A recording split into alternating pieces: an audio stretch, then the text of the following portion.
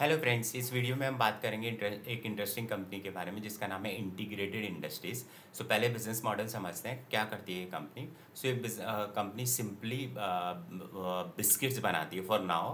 Basically ये food item बनाने में है अभी। They are foray into the noodles, they are foray into the kulcha, they are foray into bread and all those things. But as we speak ये biscuit बनाती है। तो biscuit बनाने का काम करती है और उसके अंदर अगर इनकी रेवेन्यू देखें तो अगर 80% रेवेन्यू जो आती है वो एक्सपोर्ट मार्केट से आती है और 20% फ्रॉम इंडियन मार्केट से आती है। तो अगर पैरिटी में देखना है, पीयर्स देखना है, तो बेक्टर फूड इनका वन ऑफ द पीयर हो जाएगा, या पार्ले हो जाएगा, या ब्रिटानिया हो जाएगा, उस तरह का पेयर है, पीयर हो जाएगा। बट डिफरेंस क्या है इनके बिजनेस मॉडल में? इनके डिफरेंस मॉडल में ये जो स्लाइसिंग है एक्सपोर्ट वर्सेस डोमेस्टिक, वो मेजर पीस है। प्लस एक्सपोर्ट में एक इंटरेस्टिंग चीज़ जो समझने की है वो मेरे को काफ़ी स्ट्रेंज लगी। वन इज़ इनका जितना भी एक्सपोर्ट होता है उसका जो भी मैन्युफैक्चरिंग होता है वो मलेशिया में होता है। तो मतलब एक्सटर्नल मैन्युफैक्चरिंग के थ्रू ये मलेशिया में सारे बिस्किट्स बनवाते हैं। वहाँ पे इनका ब्रांडिंग होता है और उसके बाद में उन सबकी सेल होती है African and GCC country, basically middle east country. और वहाँ पे भी सेल का मॉडल क्या है कि दे don't have their distribution channel, they have super stockist, या जो आपके बड़े व्हाट यू कॉल डिस्ट्रीब्यूटर होते हैं, उनको इन्होंने अपॉइंट कर रखा है।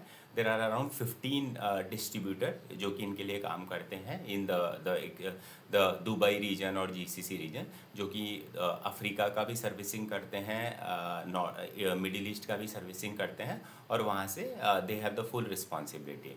And just a data point, मतलब लास्ट ईयर तक केवल एक stockist 70% of their revenue of export contribute कर रहा था, जो भी 50-55% कर रहा है। तो मतलब हायर लेवल ऑफ डिपेंडेंसी है एक स्टॉकिस्टिक्स पे for the export business. Plus export business में again you are doing it from the like Malaysia, getting prepare there. तो अगर वहाँ पे कुछ होता है तो you will be getting impacted. तो ये एक्सपोर्ट की स्टोरी है। एंड जैसे इस बार कंपनी का इनिशियल टारगेट था कि वो 1,000 करोड़ की रेवेन्यू करेगा। अभी उन्होंने फोरकास्ट इंक्रीज करके 1150 कर दिया, तो मतलब पूरे साल में वो 1150 का रेवेन्यू करेगा। बट उसमें मेजर चीज़ है कि 80% एक्सपोर्ट से ही आने वाली है। तो एक्सपोर्ट में I feel like this is a big sort of a different model. At the same time somehow it seems to be risk as well, because कल के दिन में कोई नया एक और आएगा, मैन्युफैक्चरर आएगा, किसी और कंट्री से आएगा या फिर इंडिया से आएगा, वो फिर उस स्टॉकेज तक पकड़ सकता है, उसको ज़्यादा मार्जिन दे सकते हैं, स्टफ लाइक दैट। तो वो थोड़ा ट्रिकी है। दूसरा चीज़ जो डोमेस्टिक है, डोमेस्टिक में अभी रेवेन्यू 150 से 200 करोड़ है। एंड डोमेस्टिक मार्केट काफ़ी क्राउडेड है, but at the same time they are doing a decent business की। बेसिकली इनकी जो पेनिट्रेशन है डोमेस्टिक के अंदर, वो आपके Rajasthan, Haryana, your MP and this belt, मतलब 4-5 स्टेट्स में ही है।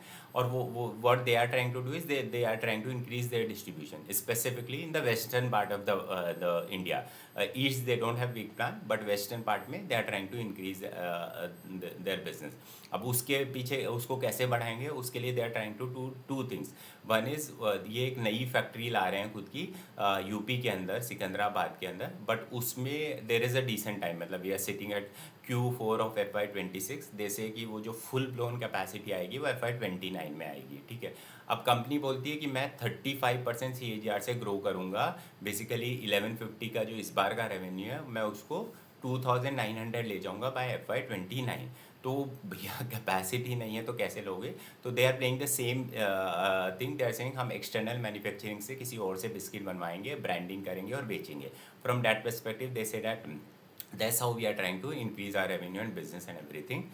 And at the same time they say that इनका भी जो एबिटा मार्जिन है वो कुछ 9-10% की रेंज में है, बिकॉज एक्सपोर्ट से थोड़ा ज़्यादा मार्जिन आ रहा है, डोमेस्टिक मार्केट में कम है। तो दे आर सेइंग धीरे धीरे करके उसको लीवरेज करके 15% लेके जाएंगे, which I found bit tricky. Because अगर आपका एक्सपोर्ट का मार्जिन 9-10% है और डोमेस्टिक का 6-8% है, तो कितना आप कॉस्ट ऑप्टिमाइजेशन कर लोगे और कितना प्रीमियमाइजेशन कर लोगे, तो वो थोड़ा ट्रिकी लगता है from that perspective. But this is what the guidance of management in terms of revenue growth 35%, EBITDA growth another 5%, सो 10-15। सो अगर उन दोनों को क्यूमुलेटिव देखेंगे तो पर ईयर बेसिस पे कंपनी कैन ग्रो, अगर मैनेजमेंट एग्जीक्यूट करता है और वो गाइडेंस सही जाता है तो management can the company can grow with 50% kind of a number.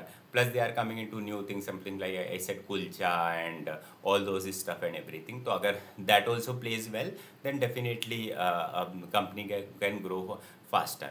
Company currently 11 के पी पे ट्रेड हो रही है, तो अगर मतलब लेट सपोज 11 के पी से अगर अभी मैं ये मानूँ कि वो आधा भी ग्रो करेगा तो भी पैक रेशियो 0.5% आता है, और अगर फुल ग्रो कर दिया तो नथिंग लाइक इट, तो पी रेटिंग भी हो जाएगी 11 से whatever X Y Z 20-25, तो वहाँ से भी बेनिफिट आ जाएगा, प्लस ईपीएस ग्रोथ का तो बेनिफिट आ ही जाएगा company. So from that perspective seems to be a good opportunity to track and observe.